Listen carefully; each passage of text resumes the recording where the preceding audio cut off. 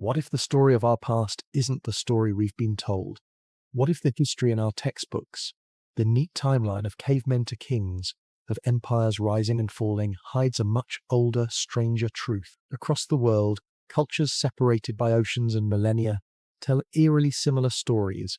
Golden ages when humans lived with knowledge we can't explain today, followed by sudden cataclysms, floods that drowned whole continents, fire from the skies, or nights that lasted for years. They speak of survivors who wandered the earth, carrying fragments of memory, teaching the scattered remnants of humanity, and leaving behind monuments that seem impossible for their time. These aren't just campfire legends, they are warnings whispered across generations. The strange part is how consistent they are. The Sumerians spoke of sages rising from the sea to bring laws and wisdom. The Mayans recorded cycles of worlds destroyed and reborn. The Greeks told of ages of men wiped out by floods and fire, and the Bible echoes the same stories. A world washed clean, a select few surviving to start again. Were all these cultures simply imagining the same tales, or could they be preserving the memory of something real, something so powerful and terrifying that it could never be forgotten? Modern discoveries only deepen the mystery. Ancient cities lying beneath the sea, megalithic structures older than agriculture, aligned with stars in ways we can barely calculate even now.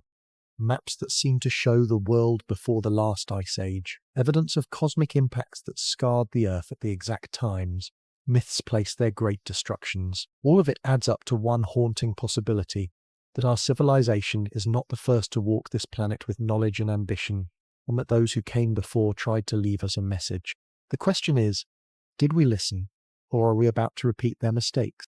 Every story has a beginning, but when it comes to the story of humanity, that beginning is far more mysterious than most people realize. We are told that civilization began only about 6,000 years ago, when the first cities rose in Mesopotamia, when farming and writing slowly replaced the wandering lives of hunter-gatherers. According to this tidy version of history, we spent hundreds of thousands of years in the wilderness, then suddenly built monuments, invented mathematics, and gazed at the stars. But when we look deeper, when we listen to the myths, examine the ruins, and notice the striking patterns, a different picture emerges, one that suggests our beginnings were not slow, random, or isolated. They were extraordinary. Across the planet, cultures that had no contact with one another somehow carried the same kinds of stories about how humanity began. The Sumerians, one of the earliest known civilizations, claimed their kingship. The right to rule was handed down from the heavens. They wrote of antediluvian kings who reigned for thousands of years before a great flood changed everything. To the Maya, human history unfolded in cycles, each world ending in catastrophe and giving way to another. The Greeks spoke of a golden age when mortals lived almost like gods, only to be wiped away by fire or flood. Even far-flung tribes in Africa and Oceania tell of ancestors who survived world-ending disasters and passed down secret knowledge. How is it that cultures on opposite sides of the world imagined the same thing, that humanity did not just crawl out of caves into civilization, but inherited wisdom, only to lose it again and again? The strangeness grows when we look at the physical evidence. Take Göbekli Tepe in Turkey, for example. This site, buried for thousands of years until its discovery in the 1990s, is dated to around 11,600 years ago, long before agriculture or writing, according to conventional history. Yet there it stands, massive stone pillars, carved with animals, aligned with stars. Whoever built it wasn't just stacking rocks. They understood astronomy, geometry, and symbolism.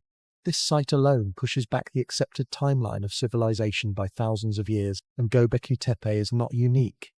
Other sites, submerged ruins off the coast of India, megaliths in Peru, stone alignments in Britain, suggest that advanced knowledge existed long before our textbooks say it should. Could it be that what we call the beginning is really just the continuation of something much older, something we've forgotten? What's more, these ancient beginnings are almost always tied to cataclysm. The myths are crystal clear. Humanity flourished, then disaster struck, wiping almost everything away. The survivors carried fragments of knowledge forward, teaching new generations, but never fully restoring what was lost. The Bible's story of Noah echoes the Sumerian tale of Ziusudra, who built an ark to survive a flood sent by the gods. The Aztecs spoke of 4 worlds destroyed by water, fire, and monsters before the current one. The Hopi tell of previous worlds collapsing because humans turned away from balance. The stories don't describe a gentle dawn of civilization. They describe cycles of greatness and ruin, beginnings born from endings. Even stranger is how many of these myths describe beings, sometimes called gods, sometimes teachers, sometimes shining ones, who appeared after the catastrophes to help humanity start again. The Sumerians had the Apokolu, wise beings from the deep, who brought law, crafts, and writing. The Egyptians spoke of Thoth and Osiris teaching agriculture and order.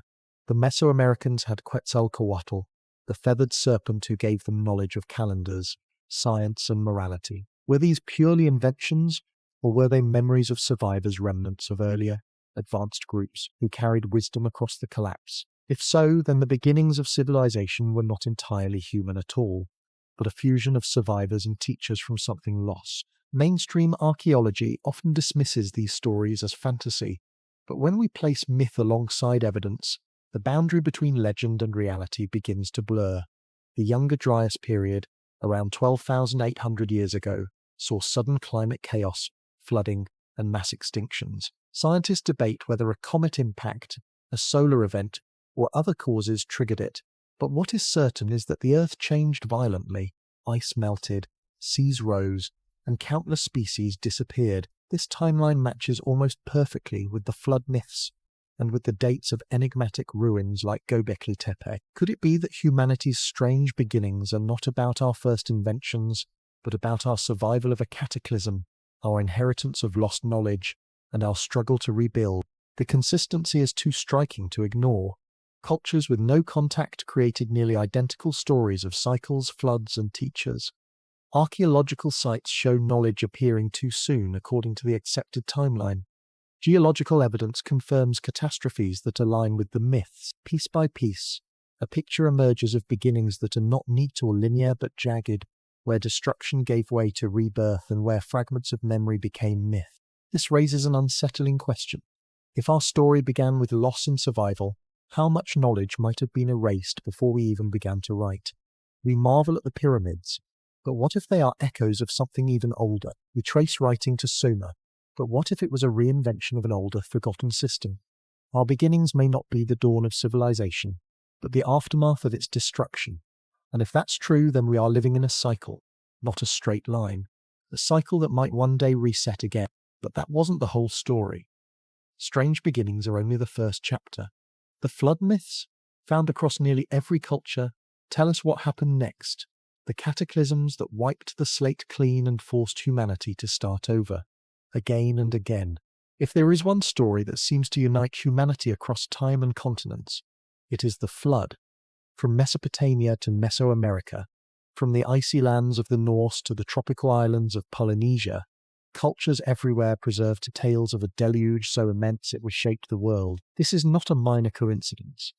Myths can differ wildly when it comes to gods, heroes, or moral lessons, but when nearly every civilization insists that once upon a time the world was drowned, we must ask why. Could it be that these stories are fragments of memory, descriptions of real events that left scars too deep to ever fully heal? The most famous version is, of course, the biblical account of Noah. The righteous man is warned by God of an impending flood that will wipe out humanity's corruption. He builds an ark, gathers his family and pairs of animals, and survives as the waters cover the earth. When the flood subsides, humanity begins again. This story has been told for millennia, but it is far from unique. Long before the Bible, the Sumerians told a nearly identical tale in the Epic of Gilgamesh. In that story, the survivor is called Utnapishtim, who is instructed by the god Ea to build a massive boat. He survives the deluge that drowns kings and peasants alike, releases birds to find dry land, and begins a new life after the waters recede. The parallels to Noah are undeniable, yet the Sumerian version predates the Hebrew account by centuries, suggesting that the story of a great flood was already ancient even in biblical times. Moving east, Hindu tradition describes a great flood in the tale of Manu. Warned by a divine fish that waters would overwhelm the world, Manu builds a boat, ties it to the horn of the fish, and survives the destruction that follows. In Greek mythology, Deucalion and Pyrrha are spared from a flood sent by Zeus to cleanse the world of humanity's wickedness. They survive in a chest, then repopulate the earth by casting stones behind them that transform into men and women. In Norse legends, the blood of the slain giant Ymir is said to have drowned nearly all beings, sparing only 2 humans who hid within a tree. Across Native American traditions, countless tribes tell of floods sent to cleanse the earth, from the Hopi who speak of multiple worlds destroyed by water to the Cree, who describe a deluge covering the land. Even in faraway Polynesia, island cultures recall floods so great that they reshaped the coasts and scattered people across the seas. The sheer ubiquity of these myths demands explanation. Skeptics argue that floods are simply a universal human experience. Rivers overflow, storms strike, and coasts endure tsunamis, so naturally, ancient people would exaggerate these events into world-ending tales. But this doesn't explain the striking similarities: a chosen survivor, a divine warning, a vessel, the preservation of life, and the rebirth of the world. Why would cultures separated by oceans, unable to share stories, independently develop the same detailed framework, unless of course they were all remembering the same kind of event, one so devastating that it left its mark on humanity's collective memory? Geological evidence gives weight to this possibility. Around 12,800 years ago, at the onset of the Younger Dryas period, sudden climate chaos struck. Ice sheets melted rapidly, seas rose, and vast regions were inundated. The flooding of areas like the Black Sea Basin, once fertile and populated, could explain why Eurasian cultures preserved such vivid deluge stories. Off the coasts of India, Japan, and the Mediterranean, underwater ruins have been discovered, stone structures and city-like formations now submerged beneath waves. These are not minor floods. They hint at an age when seas rose so quickly that entire civilizations could have been swallowed in a single generation, forcing survivors to scatter and encode their trauma into myth. Take Dwarka, the legendary city in India, described in Hindu texts as the home of Krishna.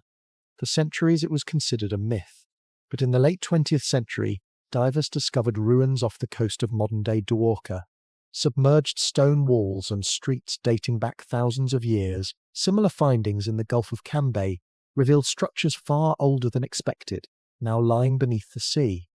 In Japan's Yonaguni monument, divers found massive stone terraces and steps beneath the ocean, leading some to speculate about an ancient city lost to rising water. Whether these were natural formations or human-made remains debated, their very existence sparks the same haunting question: how many other cities were lost to the floods of prehistory? The memory of these floods was not just about destruction.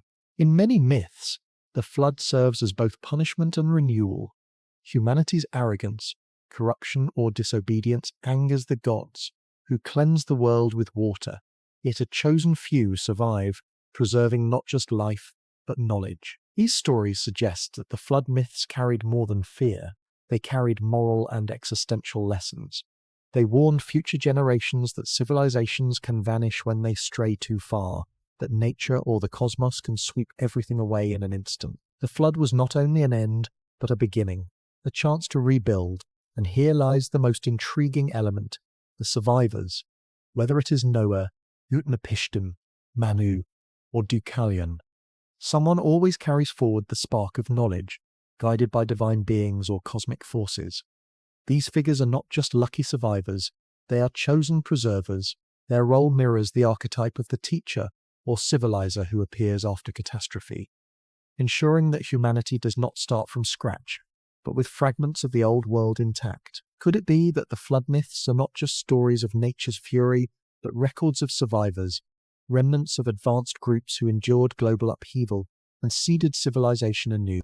The strangeness deepens when we consider that many myths include specific details about measuring time, stars, or construction methods, details unnecessary for simple stories but vital if they were intended as coded records. In the Epic of Gilgamesh, Utnapishtim's boat is described with dimensions and materials.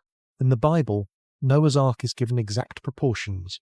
Why such precision, unless these myths were preserving real instructions, fragments of history disguised as divine parable? Modern science continues to reveal hints of these forgotten floods. Sediment cores show sudden layers of mud and sand, consistent with massive tsunamis. Ancient shorelines reveal rapid sea level rise. The idea of a single global flood may not be literally accurate, but a series of cataclysmic floods spread across regions could easily explain why cultures everywhere preserved the same story. For those who lived through it, their entire world truly had been drowned. And perhaps the most unsettling thought is this: if these floods were caused by cosmic events, asteroid impacts, melting ice sheets, shifting seas, then they are not confined to the past. They are part of Earth's natural cycles. The ancients did not tell flood stories simply to entertain. They were sending warnings across time. They wanted us to remember that civilizations can vanish overnight, not because of human wars or politics, but because nature itself decides to reset the clock. But that wasn't the whole story. If floods erased so much of what came before, then what remnants still survived? What did humanity carry forward from those drowned worlds? And how did those survivors shape the civilizations that rose afterward? To find answers, we must look at the monuments they left behind, structures so mysterious that they challenge everything we think we know about what ancient people were capable of. When we think of monuments, we usually picture symbols of pride, statues, temples, or towers meant to display power. But the most mysterious monuments of the ancient world don't fit neatly into this category. They are not merely decorative, nor do they always serve obvious religious purposes. Instead, they stand as puzzles, enigmas of engineering and intention, built on scales that seem almost impossible even by today's standards. And scattered across the globe, from the sands of Egypt to the jungles of Central America to the windswept plains of Turkey, these monuments whisper the same haunting suggestion that the ancients were far more advanced, far more connected, and far more deliberate than we've been led to believe. Take the Great Pyramid of Giza, perhaps the most iconic of them all. We are told it was built around 4,500 years ago as a tomb for Pharaoh Khufu, yet no body was ever found inside, and its design raises questions that go far beyond funerary tradition. The pyramid is aligned with astonishing precision to the cardinal points of the compass, deviating by only a fraction of a degree, accuracy that would be difficult even with modern surveying equipment. Its base is nearly level, with a difference of less than an inch across more than 13 acres of stone. Each block, weighing several tons, was cut and placed with such exactitude that even a knife blade cannot fit between them, and the internal layout, with its king's chamber, queen's chamber, and grand gallery, suggests an understanding of geometry and acoustics far beyond what should have been possible in the Bronze Age. Was this truly just a tomb? Or could it have been something else entirely, perhaps an energy device, an astronomical observatory, or a monument encoding knowledge for future generation? The enigma doesn't end in Egypt. Travel to Turkey, and you find Göbekli Tepe, often called the world's first temple, dating back nearly 12,000 years. It predates Stonehenge by 6,000 years, and the pyramids, its massive stone pillars, carved with animals and abstract symbols, were arranged in circles and carefully buried for reasons we still don't understand. What's most astonishing is that Göbekli Tepe was built by people who, according to mainstream history, should have been simple hunter-gatherers. Yet here we see not just monumental construction, but clear evidence of symbolic thinking, astronomy, and social organization. How did supposedly primitive people achieve something that even advanced civilizations thousands of years later would struggle to replicate? Unless, of course, they weren't starting from scratch at all, but inheriting knowledge from a world destroyed before theirs. Further east in Baalbek, Lebanon, lies another riddle. The Temple of Jupiter rests on foundations made of stones so massive, some weighing over 1,000 tons, that modern cranes would struggle to lift them. These megaliths, known as the Tralithon, were not only cut from quarries, but transported and placed with a precision that seems impossible. Even more puzzling, one stone nearby, the stone of the pregnant woman, weighs an estimated 1,000 tons and lies partially cut from bedrock, suggesting that the builders had both the means and intention to move stones of unimaginable size. The Romans later built on top of these foundations, but even they, with all their engineering prowess, admitted they had no idea who placed the original stones. Is Baalbek a project of some forgotten civilization capable of manipulating weight and stone in ways we still cannot explain? Across the Atlantic, the mysteries continue. In Peru, the fortress of Sacsayhuaman displays walls of immense interlocking stones, some weighing over 100 tons, cut and fitted together with such precision that no mortar was needed. The stones are shaped into irregular polygons, each one fitting perfectly with the next. as though they had been softened and molded rather than cut with tools. Mainstream historians credit the Inca with this achievement, but even the Inca themselves claimed they inherited the site from earlier people. In nearby Pumapunku, part of the ancient city of Tiwanaku, the stonework is even more baffling. Blocks of granite and andesite were cut into perfect right angles and drilled with holes that appear machine-made, as though the builders had access to advanced tools we assume didn't exist thousands of years ago. Were these simply the work of human genius and patience? Or was their knowledge, perhaps even technology, passed down from an earlier, forgotten age? The same questions echo at Stonehenge in England. These massive standing stones, aligned with solstices and equinoxes, were placed with astronomical precision. Some of the stones were transported from quarries nearly 200 miles away, a feat requiring enormous effort and planning. Yet what makes Stonehenge particularly intriguing is that it is far from unique. Across Europe, Africa, and Asia, countless stone circles, dolmens, and alignments exist, many of them tracking celestial events. From the Karnak stones in France to Nabta Playa in the Egyptian desert, ancient people were obsessed with aligning monuments to the stars. What? Were these simply rituals of agriculture and religion, or were they part of a global system of knowledge, an attempt to preserve cosmic information across time? And then there are the submerged monuments, the ones drowned by seas that rose after the last ice age.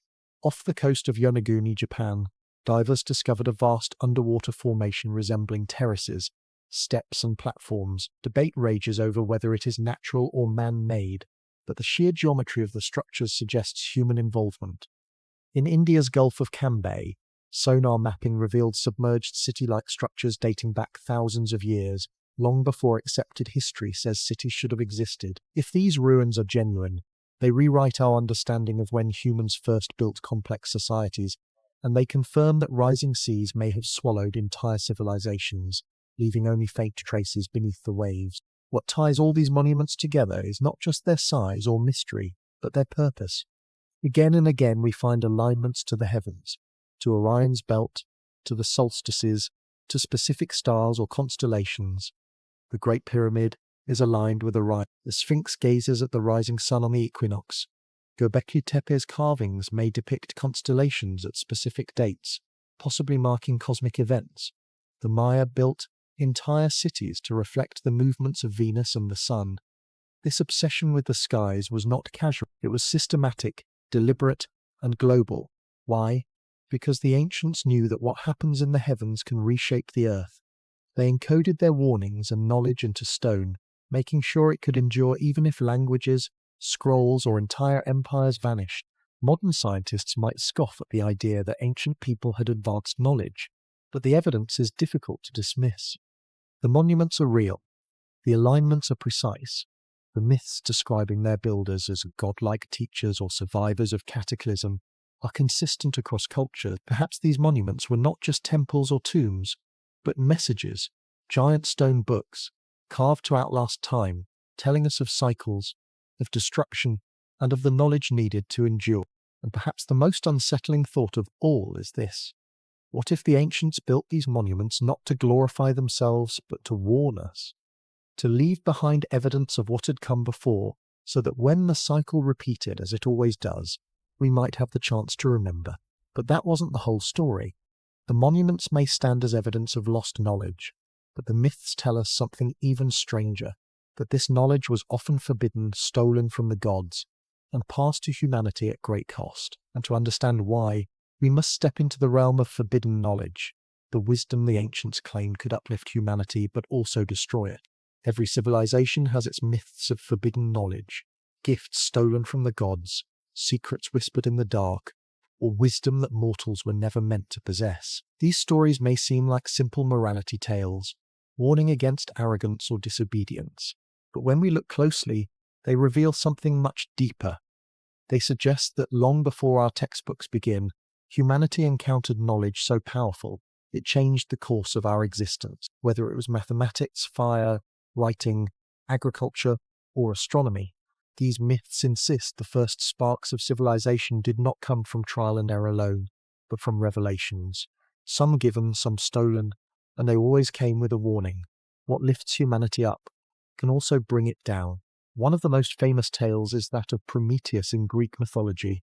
Prometheus, a titan, defied Zeus by stealing fire from the gods and giving it to humans. Fire, of course, is more than flames.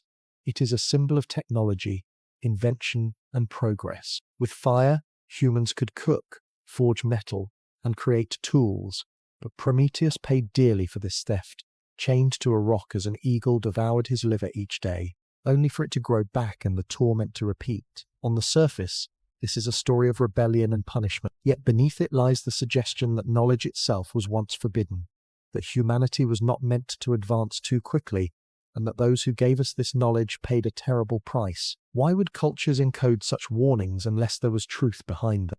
The Sumerians, one of the oldest known civilizations, told a similar story. They spoke of the Apkallu, half-human, half-divine sages sent from the depths of the waters by the god Enki to teach humanity arts, crafts, and laws. These beings brought writing, architecture, and agriculture, the very cornerstones of civilization. Yet after the Great Flood, the Apkallu were described as being banished or diminished, their influence forbidden. The parallel to Prometheus is striking. Beings bring gifts of knowledge, humanity advances, but divine powers decide that such gifts come at too high a cost. What exactly were these ancients trying to tell us? That civilization itself was born from gifts humanity was never meant to receive. In the Bible, the story takes on an even more dramatic tone. The Book of Enoch, excluded from the official canon, but preserved in fragments, describes the Watchers, angels who descended to earth and taught humans forbidden arts.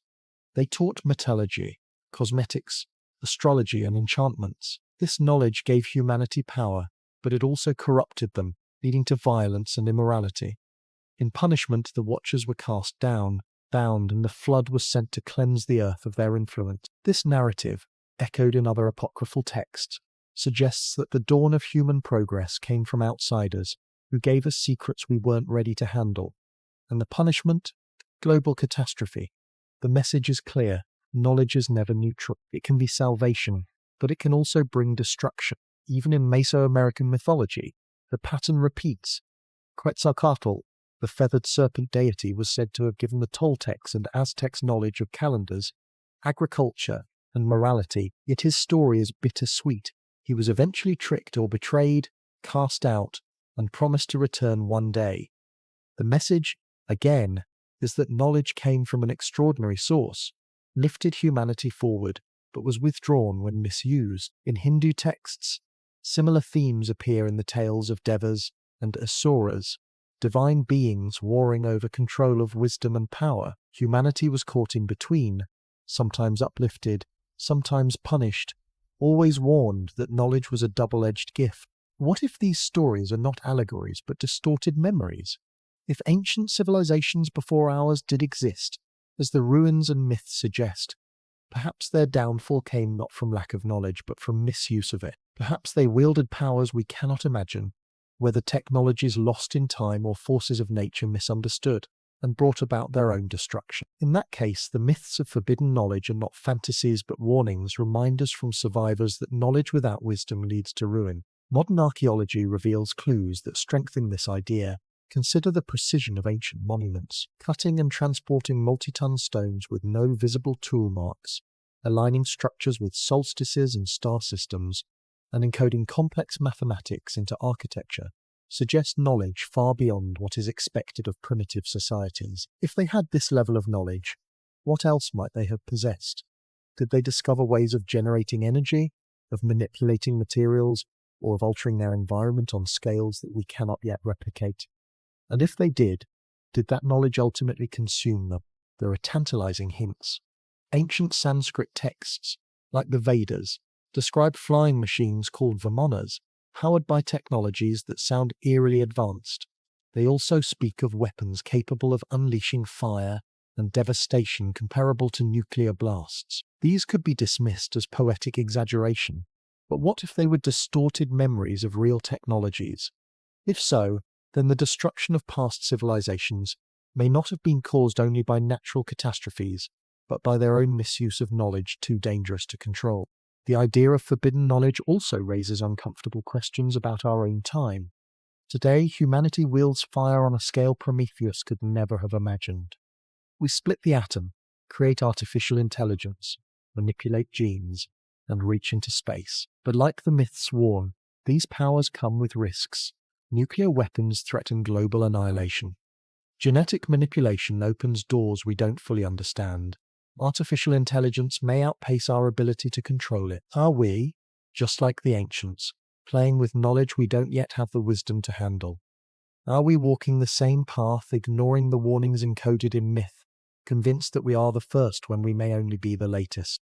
The most haunting possibility is that the myths of forbidden knowledge are survival manuals, messages encoded in story form because stories endure, scrolls burn, monuments erode, but myths are retold. Prometheus, the Apokoliu, the Watchers, Quetzalcoatl, all are telling us the same thing. Knowledge can uplift humanity, but it can also destroy us. If ancient civilizations fell because of their misuse of knowledge, then we are repeating their steps at alarming speed. The ancients tried to warn us, but are we listening? And yet, as powerful as these stories are, they raise another crucial question. If knowledge was once forbidden or lost, what happened to the civilizations that possessed it? Were they truly wiped away by God's floods or fire, or did they leave traces of themselves behind, waiting for us to rediscover? To answer that, we must turn to the legends of lost civilizations, places like Atlantis and Lemuria, said to have thrived with impossible knowledge before vanishing beneath the waves. Few ideas capture the imagination as much as the possibility of lost civilizations, entire worlds of knowledge, power, and culture that rose long before recorded history and then vanished, leaving only faint echoes in myth and scattered ruins buried beneath earth and sea. For centuries, mainstream historians dismissed these stories as fantasies, but recent discoveries have forced us to reconsider. What if humanity is not standing on the shoulders of a single continuous timeline, but instead walking through cycles of rise and collapse, inheriting fragments of what came before? If so, then the ruins we admire today may not be the beginnings of civilization, but its remnants the survivors of something far greater. Atlantis is the most famous of these stories, first described by Plato over 2,000 years ago.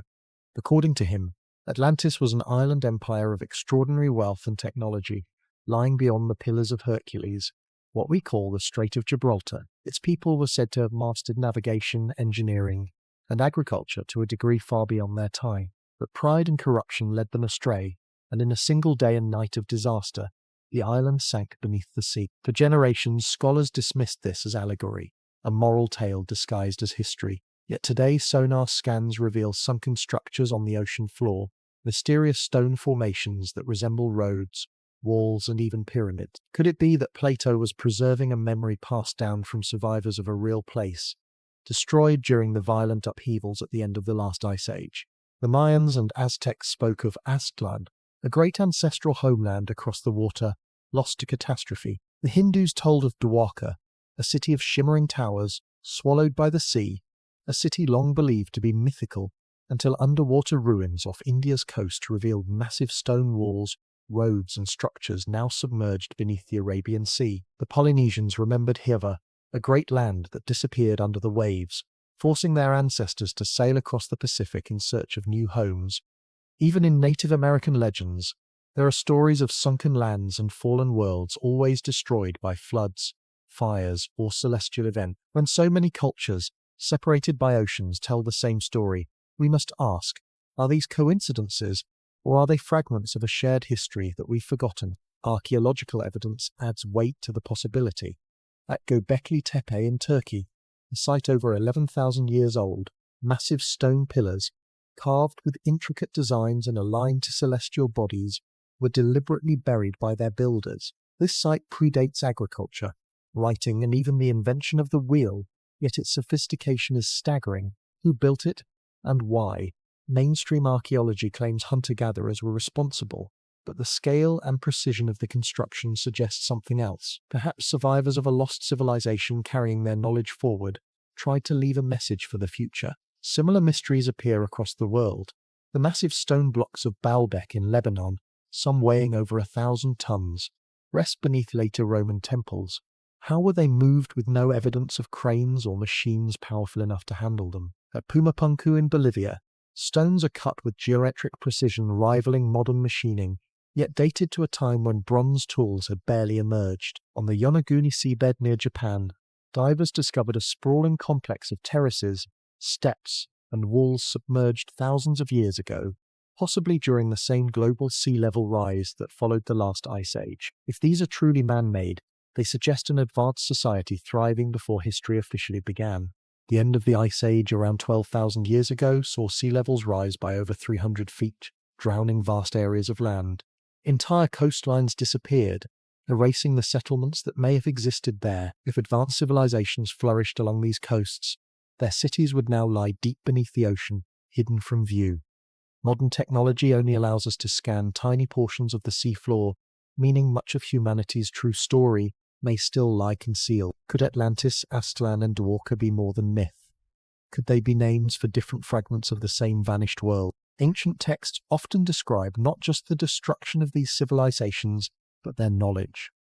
They speak of calendars measuring cycles of thousands of years, astronomical alignments too precise for primitive cultures, and technologies that sound eerily modern. The Mahabharata describes a weapon that made the sun shine with the brightness of 1,000 suns, scorching everything in its path, a description eerily similar to nuclear explosions. The Popol Vuh, the Mayan creation epic, speaks of earlier creations of humanity, destroyed because they became too powerful or rebellious. The Egyptians told of Zep Tepi, the first time, an age when gods walked among men and gave them knowledge before catastrophe reset the world. If these civilizations were real, what destroyed them? The Younger Dryas period, a sudden return to glacial conditions around 12,800 years ago, coincides with many of these myths of floods and fire. Scientific evidence points to comet impacts or massive solar outbursts as possible triggers, events that would have caused global fires, melting ice sheets, and catastrophic flooding. If humanity had achieved a level of advancement during that era, it may have been wiped out in a single generation, leaving survivors to scatter and rebuild with fragments of memory. Over time, those fragments became myth, encoded in stories of gods, floods, and lost golden ages. But here's the most haunting possibility. What if those civilizations foresaw their own destruction? At sites like Göbekli Tepe, the deliberate burial suggests people were trying to preserve knowledge for the future. Monuments aligned with solstices, equinoxes, and star systems may have been designed not just as temples, but as warning systems, calendars meant to track cycles of cosmic catastrophe. The survivors may have tried to encode their warnings in myths and architecture, hoping that when humanity rose again, we would see the signs and avoid repeating their mistakes.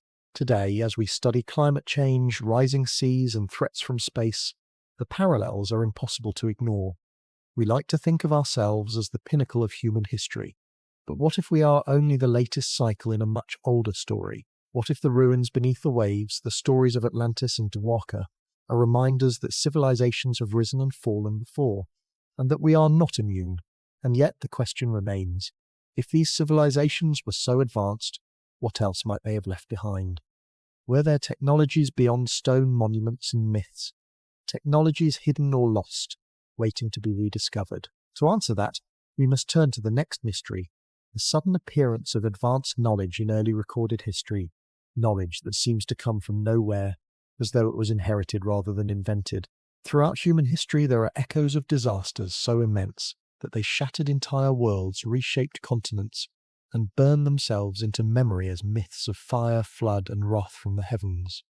These were not mere storms or earthquakes, they were cataclysms, sudden and brutal upheavals that could erase civilizations in days, leaving survivors scrambling to piece together what had been lost.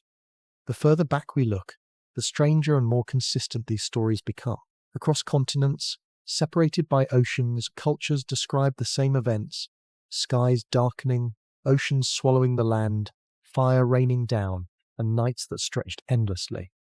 At first glance, these sound like allegories of morality, divine punishment, or exaggerated folklore, but modern science is slowly revealing that many of these catastrophes were very real, and they may explain why so many lost civilizations disappeared almost overnight.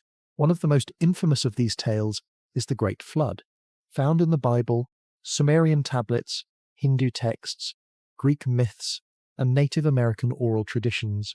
It describes a world covered in water, with only a handful of survivors. In the Epic of Gilgamesh, one of the oldest stories we possess, a man named Utnapishtim is warned of an impending flood by the gods, and builds a massive boat to preserve life. Thousands of miles away, the Aztecs told of multiple ages of the world destroyed by water, fire, or earthquakes, with humanity reborn each time. The Greeks wrote of Deucalion and Pyrrha, who survived when Zeus sent a flood to wipe away a corrupted humanity. The universality of these myths is chilling. Why would so many cultures independently preserve such similar accounts unless they were rooted in shared experience? Scientific evidence suggests they may indeed reflect real events. At the end of the last ice age, around 12,000 years ago, glaciers covering vast portions of the Earth began to melt. Sea levels rose over 300 feet, swallowing coastlines, islands, and entire habitats. But the transition wasn't slow and steady. It was punctuated by sudden violent surges.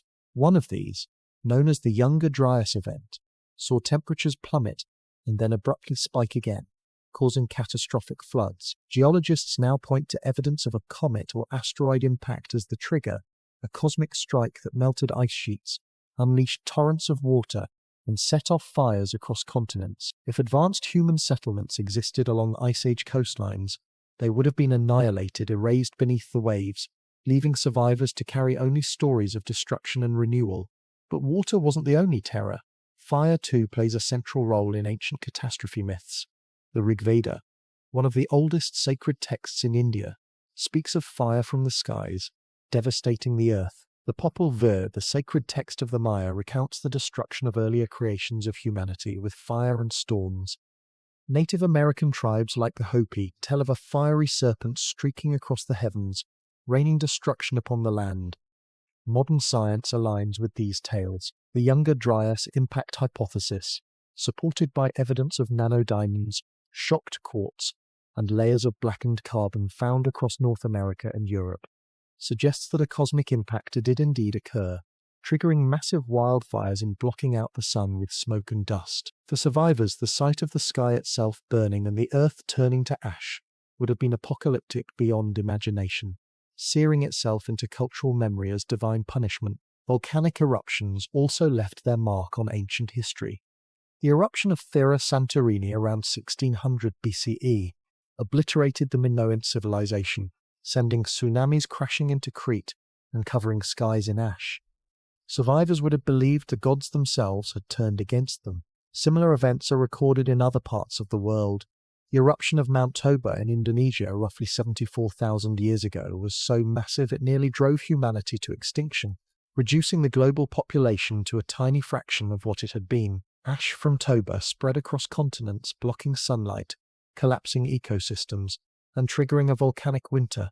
Is it possible that early humanity preserved fragmented memories of such disasters as tales of long nights, wrath of the gods, and ages of darkness? These legends may be echoes of survival, retold to warn future generations of nature's power. Earthquakes, too, feature prominently in myth. The Greeks feared Poseidon, god of the sea, and earthquakes, shaking the ground to punish mortals.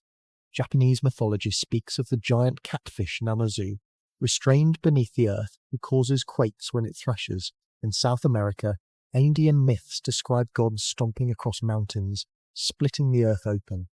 Though these sound like symbolic tales, the reality is clear.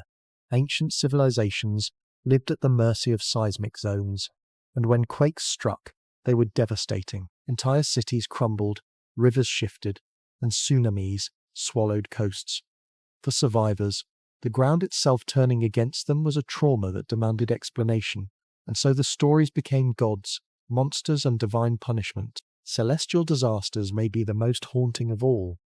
Ancient people were meticulous sky watchers. They tracked stars, eclipses, and planetary alignments with obsessive detail. Why? Because they remembered times when the heavens brought terror. Some scholars suggest that comets and meteor showers preserved in myths as fiery serpents, dragons, or chariots of the gods were not only real, but catastrophic. Ancient Chinese records describe stars falling and burning forests. In Norse mythology, Ragnarok speaks of the sun being swallowed, the stars falling, and fire engulfing the earth. The Book of Revelation echoes these same themes: stars crashing to earth, skies darkened, seas turned to blood. These visions of cosmic destruction are not isolated. They are consistent with what we know about asteroid impacts. Earth is not immune, and history shows that even small strikes can devastate entire regions. But what makes these catastrophes even more chilling is their cyclical nature. Ancient myths often describe destruction happening in cycles, worlds created and destroyed, over and over again. The Mayans believed in multiple ages of the world, each ending in fire, flood, or earthquakes. The Hindus speak of yugas, vast cycles of creation and destruction. Even the Aztecs described themselves as living in the fifth sun, with 4 earlier worlds destroyed before theirs. Modern science echoes this cyclical perspective. Ice ages, solar storms, and asteroid impacts are not one-time events, but recurring phenomena. Humanity's story may not be a straight line, but a loop, with civilizations rising only to be swept away when catastrophe strikes. The question that remains is whether ancient people tried to warn us. Monuments like Göbekli Tepe, with its carved animal symbols aligned to celestial events, may be more than temples. Some researchers believe they are star maps recording cataclysms in the sky, messages left by survivors to alert the future of cosmic dangers.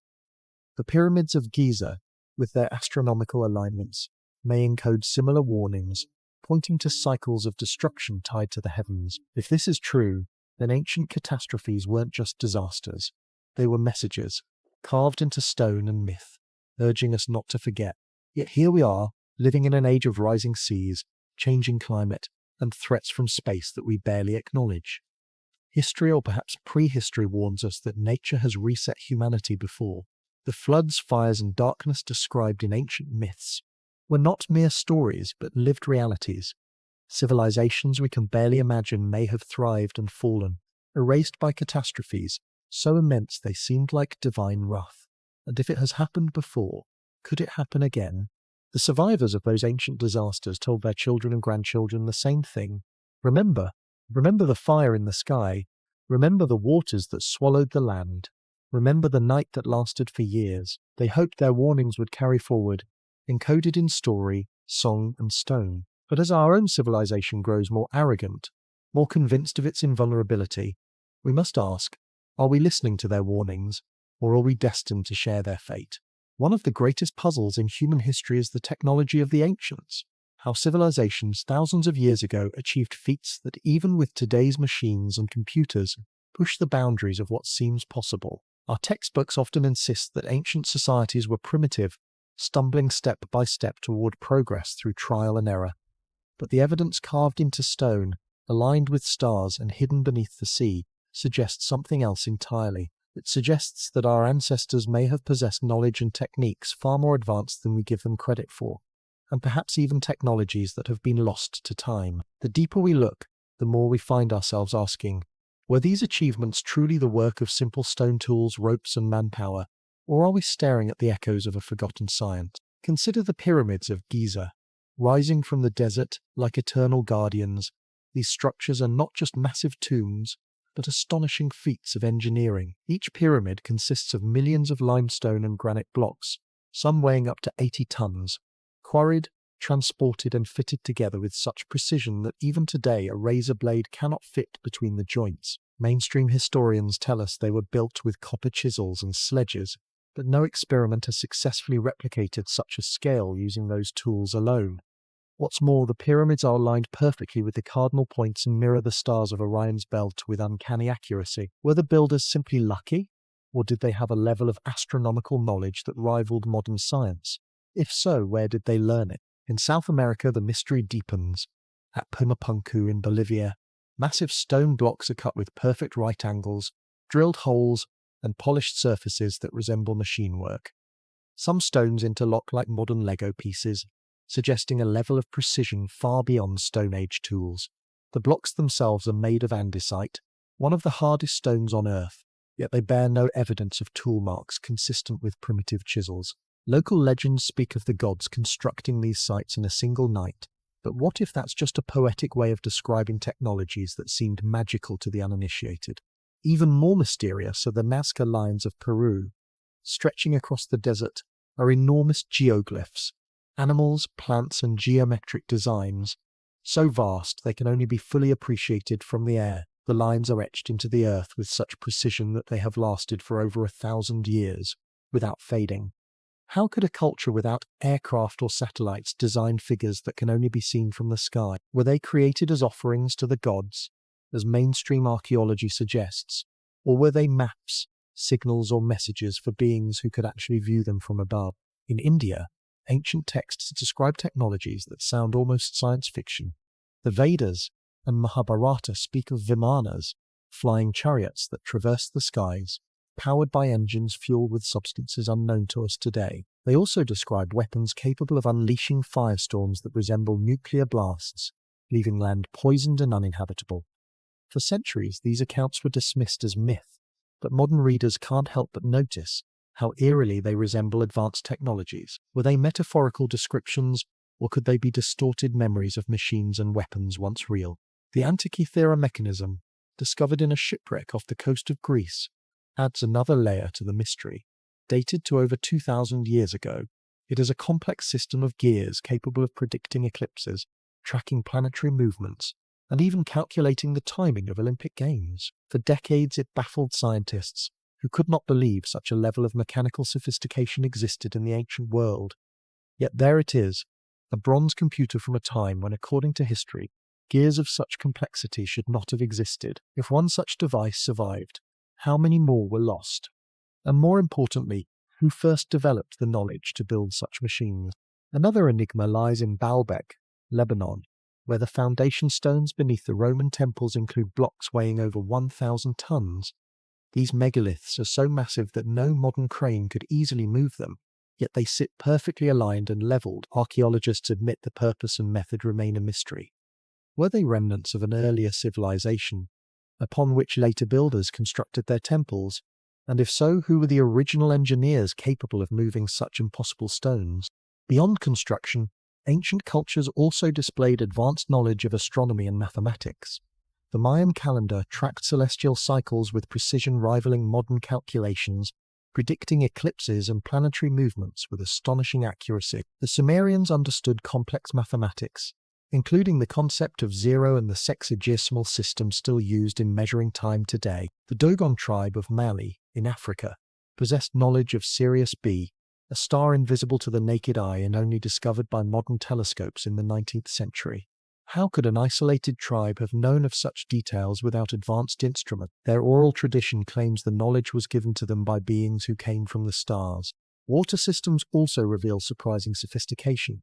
The ancient city of Mohenjo-Daro, part of the Indus Valley civilization over 4,000 years ago, had complex drainage systems, indoor plumbing, and standardized city planning. The Roman aqueducts, still admired today, stretched for miles and delivered water with remarkable efficiency. Yet even earlier, in Peru, the Nazca culture built spiral aqueducts known as puquio, still functioning today, designed to harness wind to draw water from underground. These technologies suggest a deep understanding of hydraulics and engineering long before such knowledge was officially discovered. What ties all of these mysteries together is the question of origin.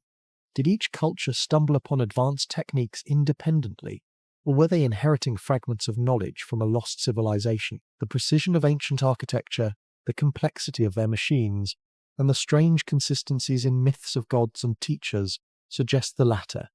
Perhaps after great catastrophes, survivors carried knowledge across the world, planting seeds of technology in new societies. Over time, the context was lost, the tools forgotten, and only the myths remained. Modern scientists and engineers often attempt to replicate ancient feats with mixed results. Experimental archaeologists have tried to move massive stones with ropes, logs, and manpower, but the results are painfully slow and often fail to explain the sheer scale of ancient projects. Replicas of the Antikythera mechanism show it could not have been a one-off invention. It required an established tradition of engineering to reach such complexity. These experiments suggest that the ancients had methods we no longer understand, methods that may not have survived the passage of time. Perhaps the most haunting question is whether the ancients wanted us to rediscover their knowledge. Many monuments seem to encode information, aligning with solstices, equinoxes, and star systems, as if to pass down astronomical wisdom. Others seem deliberately designed to provoke awe and curiosity, daring future generations to ask how they were built. Were these messages left for us, hints of a greater science that once existed? Or were they warnings, reminders of what happens when technology advances faster than wisdom can contain it? The deeper we dig, the clearer it becomes.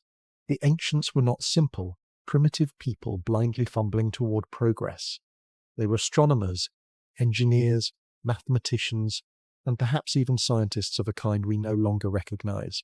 Whether their knowledge came from their own genius, from lost civilizations before them, or from teachers they described as gods, one thing is certain: they knew things we do not, and their legacy challenges everything we think we know about human history. And yet, the greatest mysteries still lie ahead. If these technologies were once real, where did they go? Were they destroyed in cataclysms, hidden away to prevent misuse, or do they still survive, buried beneath oceans and deserts, waiting for us to rediscover them? To answer that, we must turn to the myths of hidden worlds, secret chambers, and forbidden records, the possibility that ancient knowledge itself was deliberately concealed, preserved for a future time when humanity would be ready to face it. Every civilization has carried whispers of hidden knowledge, secrets locked away in temples, buried in stone chambers, or guarded by priests and sages who swore never to reveal them. These stories appear again and again, across cultures separated by oceans and millennia, and they all hint at the same idea: humanity once possessed wisdom too powerful, too dangerous, or too sacred to be left in the open. Instead, this knowledge was hidden, encoded in myths, carved into monuments, or literally sealed in underground vaults, waiting for the day when humanity might finally be ready to uncover it. The question is, what was this knowledge, and why was it hidden in the first place? Take Egypt, for instance. For centuries, rumors have circulated about the Hall of Records, a legendary chamber said to lie beneath the Sphinx at Giza. According to ancient tradition, this hall contained scrolls, maps, and relics from a time before the flood, preserving the wisdom of a civilization older than Egypt itself. Mainstream archaeology dismisses this as myth, but seismic scans conducted in the late 20th century revealed cavities beneath the Sphinx that remain unexplored to this day. Could it be that the Egyptians were custodians of knowledge handed down from a forgotten world, and that they deliberately hid it away, knowing it might one day be rediscovered? The idea of hidden knowledge isn't unique to Egypt. In Mesoamerica, the Mayans and Aztecs spoke of codices and records preserved from earlier ages of the world, books filled with astronomical data, calendars spanning thousands of years, and histories of civilizations wiped out in catastrophes. When the Spanish arrived, most of these codices were burned by missionaries, erasing centuries of accumulated wisdom. Yet a few survived, like the Dresden Codex, which revealed the Mayans had an astonishing grasp of cycles such as eclipses and Venus's movements. If these few fragments are this advanced, what wonders were lost in the fires? And perhaps more importantly, what knowledge might still be hidden, buried in sealed caves or secret libraries that remain undiscovered? In India, sacred texts speak of knowledge passed down orally for thousands of years before being written into the Vedas. These texts contain references to astronomy, medicine, and even technologies that seemed out of place for their time. They describe surgical procedures, concepts of atoms and infinity, and even aircraft like Vimanas. Some scholars argue that much of this was symbolic, but the sheer detail raises questions. Was this truly invented from imagination, or were the sages of India custodians of knowledge that survived earlier cataclysms, encoded into hymns and stories so it could never fully be lost? The idea of secret archives also persists in the West. The Vatican Library, said to contain tens of thousands of ancient manuscripts, is often at the center of speculation. While much of its collection is catalogued and accessible, many argue that hidden within its vaults are texts too controversial or dangerous to release, books that preserve histories and truths that would upend our understanding of the past. Whether or not this is true, it shows how deeply ingrained the belief is that hidden knowledge exists, carefully guarded from public view. But why would ancient civilizations hide their knowledge? Perhaps they understood the dual nature of wisdom, that the same knowledge that can heal can also destroy. Myths of forbidden knowledge, from Prometheus to the Watchers in the Book of Enoch, all carry the same warning: knowledge without wisdom leads to ruin. If earlier civilizations fell because of misuse of advanced science or technology, then their survivors may have chosen to conceal what they knew, hoping to protect future generations from repeating the same mistakes. Imagine a people who survived global catastrophe, carrying knowledge of powerful energy, weapons, or sciences. Would they entrust this to a world not yet ready, or would they lock it away, leaving only hints until humanity matured? We see possible evidence of this in monuments themselves. The Great Pyramid, for example, is not simply a tomb, but a structure of extraordinary mathematical and astronomical precision. Its dimensions encode ratios that mirror Earth's measurements, from the curvature of the planet to the length of the year. Was it a monument, or was it a library? Its stones carrying encoded knowledge meant to survive the ages. Similar mysteries appear at sites like Stonehenge, which aligns with solstices, and Angkor Wat in Cambodia, whose layout mirrors the constellation Draco. Were these temples places of worship, or were they cosmic textbooks, embedding knowledge in a form that could not be burned or erased? Some researchers argue that even myths themselves are encoded records. The flood stories may not be mere morality tales, but survival accounts, preserving in symbolic language the memory of real catastrophe. The myths of gods descending from the heavens could be records of encounters with advanced beings, or advanced humans whose technology has appeared divine. By encoding these events in story form, ancient peoples ensured they would survive oral transmission, even if details were lost. Stories outlast stone. They travel across generations, across continents, carrying seeds of truth within layers of metaphor. The notion of hidden chambers and forbidden archives isn't just speculation, it has also sparked exploration. In South America, tales of hidden cities of gold, like El Dorado and Paititi, often include references to underground vaults filled with records from earlier civilizations. In Tibet, Buddhist texts speak of terma, hidden treasures of wisdom concealed by enlightened beings, meant to be discovered only when the time is right. In each case, the idea is the same. Knowledge is hidden not to be lost forever, but to be revealed when humanity is ready to handle it responsibly. Modern science has begun to uncover things that lend credibility to these traditions. Ground-penetrating radar, LiDAR scans, and satellite imagery reveal entire lost cities buried beneath jungles and deserts. The discovery of Göbekli Tepe, deliberately buried 11,000 years ago, shows that ancient peoples sometimes hid entire monumental sites, perhaps to preserve them for the future. What else lies beneath the sands, under the seas, or sealed within mountains, waiting to be revealed? Could there be entire libraries of ancient knowledge hidden from us, not lost, but intentionally concealed? The most haunting question is whether this hidden knowledge still influences us today.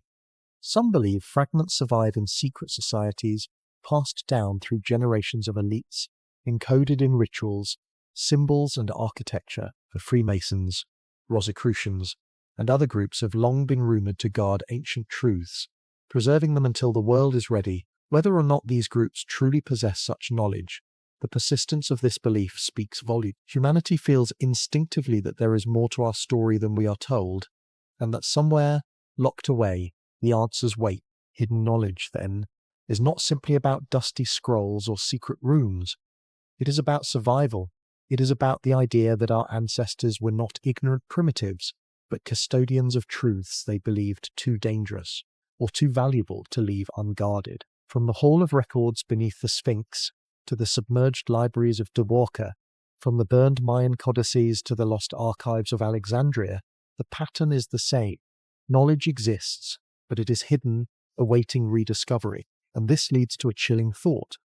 If our ancestors hid their greatest wisdom, perhaps it was because they knew the cycles of catastrophe would one day return. Perhaps they wanted us to have a chance they did not. The question is, when we finally uncover this hidden knowledge, will we use it wisely, or will we fall to the same fate that destroyed them? Throughout the myths and legends of the world, there is a recurring theme that is almost impossible to ignore. The idea that humanity did not walk alone in its earliest days. Ancient cultures everywhere tell stories of beings who descended from the skies, emerged from the seas, or came forth from the mountains, bringing wisdom, law, and technology. They were often described as gods, but their roles were far stranger than that. They were teachers, rulers, or sometimes destroyers, shaping the destinies of early humanity in ways that blur the line between myth and history. If these are simply stories, then they represent some of the most consistent coincidences in human imagination. But if they are not, then they might be fragments of encounters, memories of contact with beings not of this world, or perhaps with advanced survivors of civilizations older than we can imagine. The Sumerians left behind some of the most detailed accounts of these encounters. Their clay tablets describe the Anunnaki, a race of powerful beings who came from the heavens to earth. According to the texts, the Anunnaki gave humanity agriculture, writing, and laws, essentially raising them from a primitive state to the beginnings of civilization.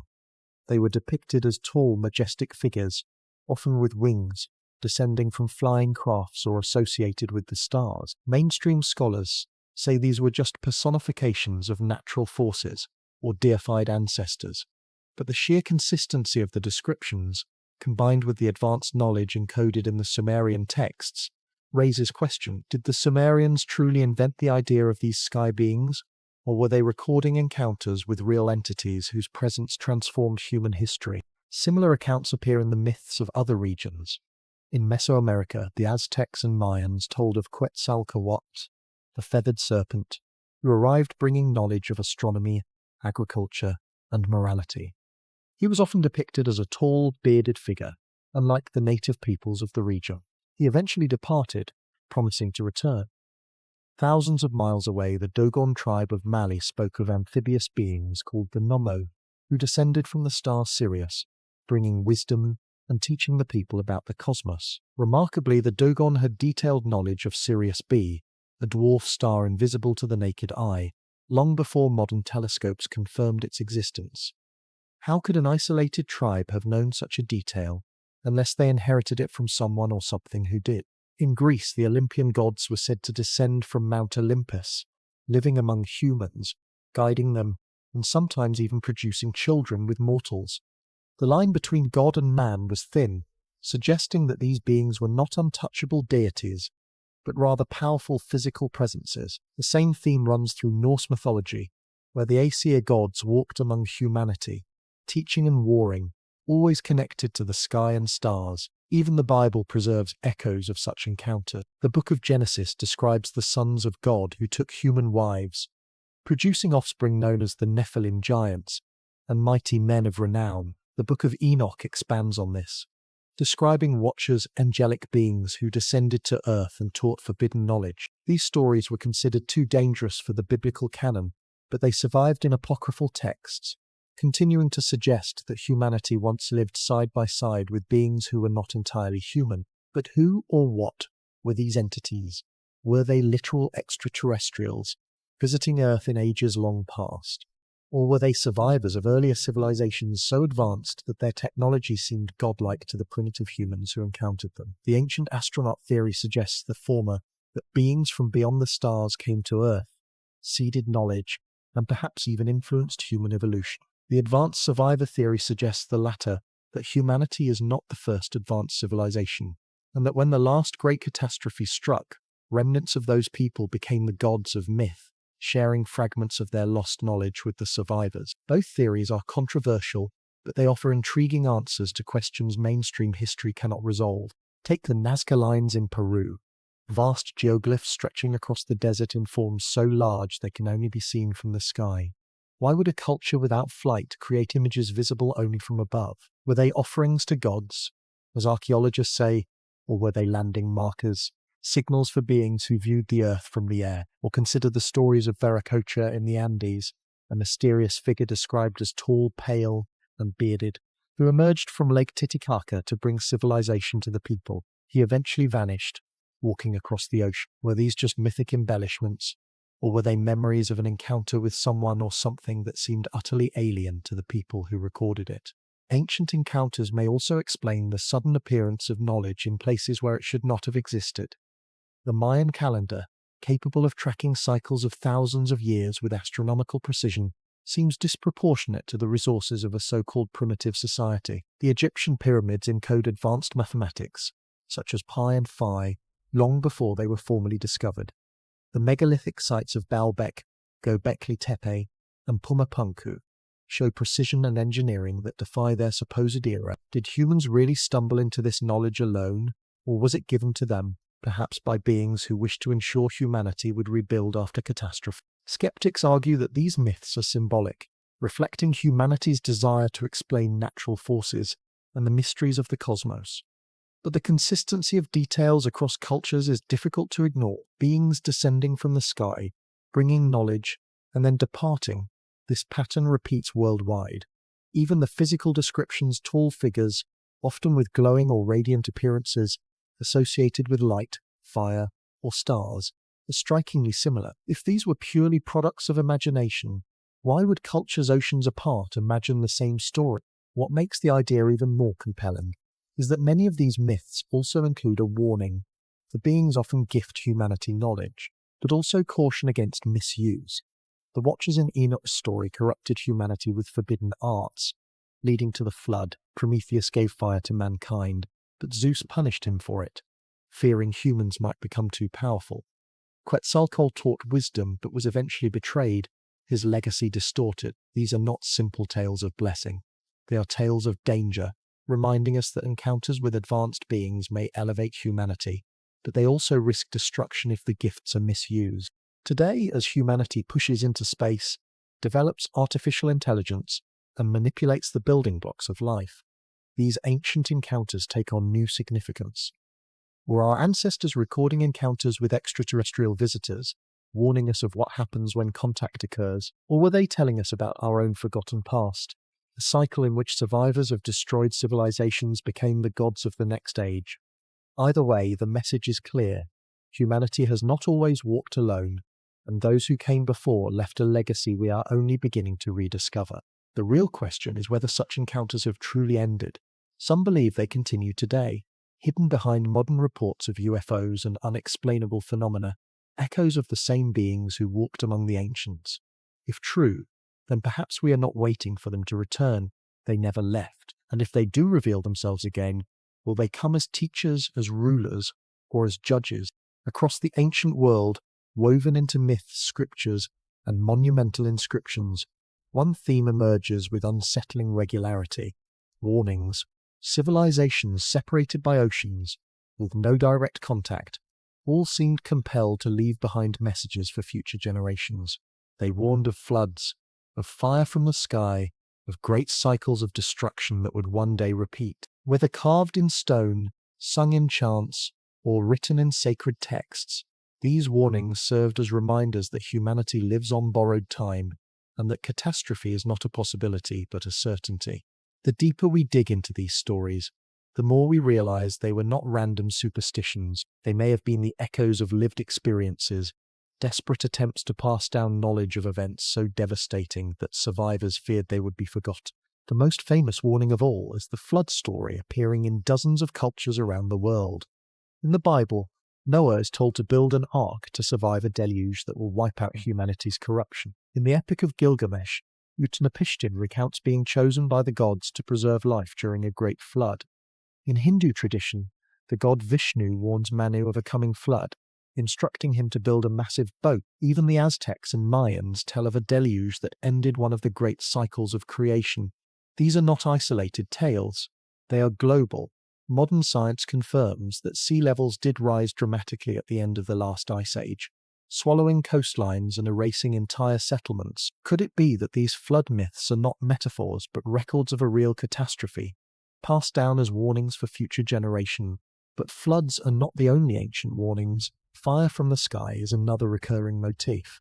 The Hopi speak of the world being destroyed by fire in a previous age, while the Hindu texts describe weapons of unimaginable power, capable of unleashing fire brighter than 1,000 suns. Some researchers believe these stories may be distorted memories of comet impacts or cosmic events that scarred the Earth. Geological evidence suggests that around 12,800 years ago, a cometary impact may have triggered the Younger Dryas, a sudden return to glacial conditions that decimated early civilization. If survivors of that event encoded their experiences in myths, then the stories of fiery destruction were not allegory, but testimony. Even architecture carries these warnings. In Egypt, the walls of temples are filled with inscriptions about cycles of time and destruction. The concept of the Zep Tepi, or first time, describes a golden age that ended in catastrophe, after which the gods helped humanity rebuild.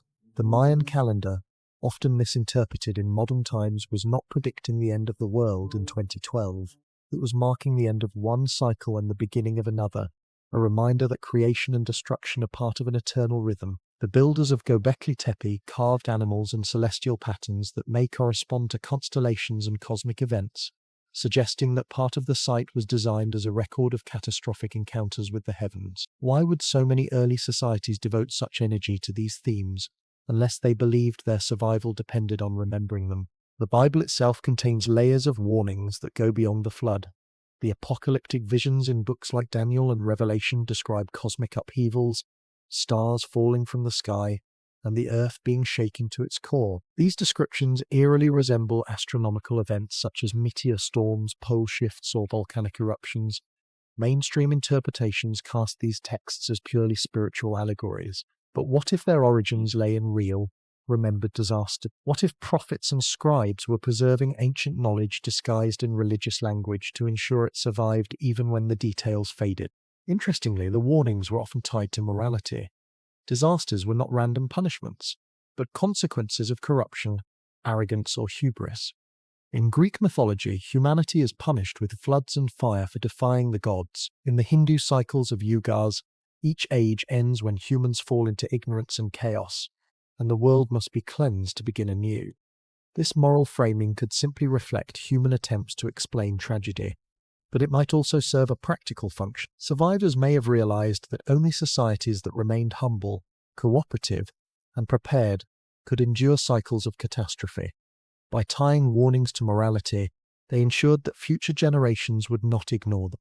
One of the most mysterious warnings comes from the Mayan Balaam, which speaks of eras ending in chaos and destruction, each tied to astronomical alignments. The ancient Maya were master astronomers, tracking cycles of Venus eclipses and the movements of the stars with extraordinary precision.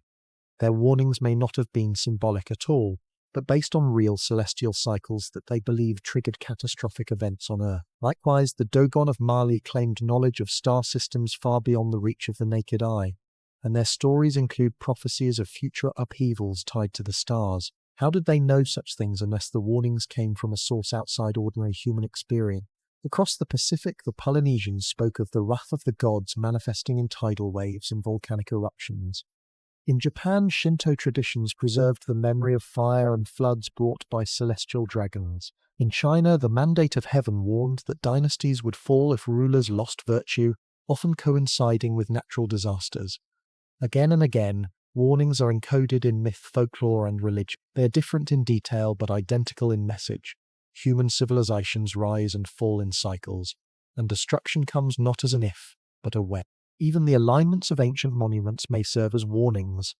The Great Pyramids of Giza are not only tombs but also astronomical markers, pointing to constellations and encoding advanced mathematical knowledge. Some researchers argue they serve as time capsules, preserving knowledge of cycles of destruction linked to the precession of the equinoxes. At sites like Stonehenge, Chichen Itza, and Teotihuacan, alignments with solstices and equinoxes may have been less about agriculture and more about tracking cosmic cycles tied to cataclysm. These stone warnings endure even as empires crumble, silently pointing to the heavens where humanity's fate may be written. The uncomfortable truth is that modern science has begun to validate some of these ancient warnings. We now know that asteroid impacts have shaped Earth's history, wiping out species and altering climates. We understand that massive solar flares could one day cripple our technology. We can trace abrupt climate shifts that align with the timeframes of ancient catastrophes. In other words, the ancients may not have been imagining, they may have been remembering, and their warnings may have been less about mythology and more about survival. But here lies the twist. Are we listening? Modern humanity tends to dismiss myths as primitive stories, useful for culture but irrelevant for science. Yet as we stare at rising sea levels, increasing climate instability, and the ever-present possibility of cosmic impacts, the ancient warnings feel eerily relevant. Perhaps they were not trying to frighten us with tales of gods and monsters. Perhaps they were trying to tell us, in the only language they had, that civilization is fragile, that destruction is cyclical, and that survival depends on heeding the lessons of the past. If these warnings are real, then they carry a chilling implication. Humanity may not be the first advanced civilization to walk the earth. Others may have risen before us, reaching heights we can only guess at, only to be swept away by flood, fire, or cosmic disaster. Their survivors encoded their knowledge in myth, stone, and ritual, hoping that we would not repeat their fate. The real question is whether we are any wiser or whether we are racing headlong into the same cycle of destruction ignoring the voices of those who came before. If the ancients left behind warnings, then the next logical question is, did they also preserve hidden knowledge meant to help us survive? This is where the story takes a strange and fascinating turn, because scattered across the globe are hints that long before recorded history, humans possessed knowledge that seems far too advanced for their time, knowledge of the stars, of mathematics, of engineering, and even of medicine that defies explanation when placed within the standard timeline of human development. Some of this information is hidden in plain sight, carved into monuments and encoded into myths, while other fragments are buried deep in religious texts or folk traditions. And when we piece these fragments together, a picture emerges that suggests the ancients may have been trying to pass down a legacy of wisdom, one that was never meant to be lost. Take astronomy, for instance. Ancient cultures across continents somehow tracked celestial movements with a precision that rivals modern instruments. The builders of Stonehenge aligned massive stones with solstices and lunar cycles, and the same pattern can be found in the temples of Egypt, the ziggurats of Mesopotamia, and the pyramids of Mesoamerica. The Mayans, with no telescopes, charted the cycle of Venus so accurately that modern astronomers were stunned when they realized the texts matched actual astronomical data to within a fraction of a day. How could scattered ancient societies, with no known contact, all achieve? One explanation is that they inherited this knowledge from an earlier source, a civilization erased by time, but determined to pass on its wisdom through architecture, myth and ritual. Then there are the mysteries of mathematics and geometry. The Great Pyramid of Giza encodes ratios and measurements that correspond not only to Earth's dimensions, but also to the cycles of the heavens. Pi, Phi, and the speed of light itself seem to be locked into the very stones, leading some researchers to suggest the pyramid was less a tomb and more a library in stone. The builders of Teotihuacan in Mexico laid out their entire city to reflect astronomical alignments and proportions found in sacred geometry. Across the world, similar patterns appear in Nazca and Corwat, and even Easter Island, suggesting that ancient builders were encoding universal truths about the cosmos. This wasn't accidental. It was deliberate. And if it was deliberate, then it may have been intended as a form of hidden knowledge that could outlast floods, fires, and the collapse of civilization. Even myths, often dismissed as simple stories, contain hidden knowledge when read through a different lens. The Greek myths, for example, are filled with references to celestial events, with gods representing planets, constellations, and cosmic forces. The Indian Vedas describe cycles of ages and even weapons that sound eerily like advanced technology. The Hopi myths tell of previous worlds destroyed by water and fire, and they preserve instructions for how to live in harmony with the earth to avoid repeating the cycle. These myths may not be literal stories, but coded systems of knowledge designed to teach astronomy, history, and survival strategies in symbolic form. By embedding complex truths into narrative, the ancients ensured that even if languages changed or civilizations fell, the knowledge would survive as story. Medicine is another area where hidden knowledge appears. Ancient Egypt had text describing surgical procedures, herbal remedies, and even an understanding of the circulatory system thousands of years before modern science confirmed it. In India, the Ayurvedic tradition contains methods of healing and knowledge of plants that are now being rediscovered for their effectiveness. Indigenous cultures across the world used plants in ways that align with modern pharmacology, often with uncanny precision. How did they know which plants cured disease and which were poisonous, without centuries of trial and error? Some say this knowledge was passed down by trial and error over millennia, but others suspect it may have been part of a legacy handed down from a much older, advanced source. The placement of ancient monuments also suggests an understanding of earth energy or ley lines that science is only beginning to explore. Sites like Machu Picchu, the pyramids of Giza, and Angkor Wat all sit on powerful geomagnetic points, as if their builders were aware of the planet's invisible energy grid. In China, the practice of feng shui aimed to harmonize human structures with these energies, while in South America, shamans spoke of lines of power crisscrossing the earth. Could it be that the ancients understood how to tap into natural energies in ways we've since forgotten? And if so, was this another form of hidden knowledge they hoped to preserve for the future? Even more tantalizing are the artifacts that don't fit anywhere on the timeline of history. The Antikythera mechanism, discovered in a shipwreck off Greece, is a device over 2,000 years old that functions as a complex astronomical calculator, far ahead of its supposed time. The Baghdad battery, though debated, suggests knowledge of electricity, Strange carvings in Egypt appear to depict modern technology, while legends from India describe flying machines called vimanas. While skeptics dismiss these as coincidences or misinterpretations, their existence fuels the idea that ancient knowledge was far more advanced than we've been led to believe, and that fragments of it still remain, scattered and hidden, waiting to be recognized. One of the most compelling aspects of hidden knowledge is how often it was guarded by secretive groups. Mystery schools in Egypt, Greece, and the Middle East trained initiates in sacred geometry, alchemy, and spiritual disciplines. The Druids in Europe preserved oral traditions that linked natural cycles to cosmic patterns.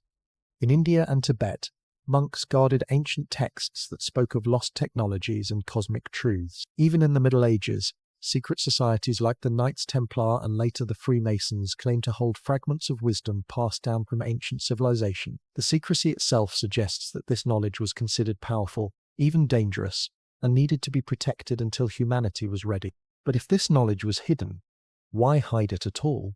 The answer may lie in the cycles of destruction and rebirth described in myths. If ancient civilizations knew that catastrophes were inevitable, they may have encoded their knowledge in forms that could survive stone monuments, myths, and rituals, while guarding other knowledge for only the most trusted initiates. They may have feared that misusing it could lead to disaster, or that without the right moral framework, humanity would only destroy itself faster. In other words, they may have hidden it not just to preserve it, but to protect us from ourselves. Today, we are at a crossroads. Our science is rediscovering some of these truths, from the alignment of ancient sites to the medicinal power of plants. But at the same time, much has been lost or ignored. We live in a world of technology, yet disconnected from nature, in an age of information yet blind to the wisdom of the past. The question is, did the ancients leave us enough clues to rediscover what was hidden before it's too late? Or did we lose too much in the collapse of previous civilizations, destined to stumble into the same mistakes again? The hidden knowledge of the ancients is not just about curiosity. It may be about survival. If the flood myths, fire myths, and cosmic warnings are real, then the knowledge they encoded was meant to help us prepare to rebuild and to endure. And if we can learn to read the symbols, to listen to the myths, and to recognize the patterns in the monuments left behind, we may yet uncover the legacy they tried so hard to preserve. But that leads to a chilling thought. If they hid knowledge so carefully, what exactly were they preparing us for? When we look at history, it's tempting to imagine progress as a straight line, primitive beginnings slowly evolving into the advanced world we see today. But what if that's not the case at all? What if history isn't linear, but cyclical? Civilizations rise, they reach a peak, and then they collapse, sometimes so completely that only fragments remain. This idea of cycles isn't new. In fact, it's at the heart of countless ancient traditions. The Hindus speak of yugas, vast ages of light and darkness that repeat endlessly. The Greeks told of golden, silver, bronze, and iron ages, each declining into chaos before being wiped away. The Mayans tracked long counts of time, seeing the universe itself as moving through repeating eras of creation and destruction. Even the Hopi prophesied worlds ending in water, fire, or other catastrophes, with humanity surviving only by adapting. Everywhere you look, the ancients seemed obsessed with the idea that what has happened before will happen again. The evidence for these cycles is not just mythological. History itself shows a repeating rhythm. Consider Rome, once the most powerful empire the world had ever seen. It controlled vast territories, commanded unmatched armies, and influenced culture for centuries, and yet it fell not with a single blow, but through corruption, economic collapse, and invasions.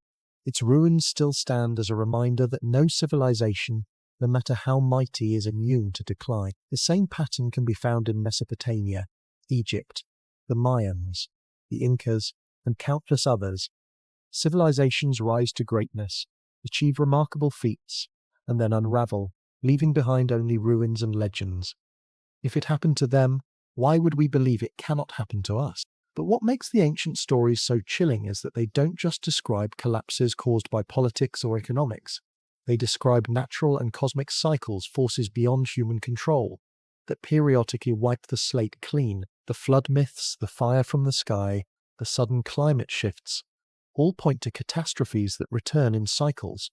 Modern science has started to uncover evidence for this. Ice cores, geological records, and astronomical data suggest Earth has gone through repeated cataclysms triggered by asteroid impacts, volcanic eruptions, solar activity, and shifts in climate. Around 12,800 years ago, the Younger Dryas abruptly plunged the planet into near-glacial conditions, erasing ecosystems and devastating early human settlements. Could this have been one of the great resets remembered in myths? And if so, is it part of a repeating pattern?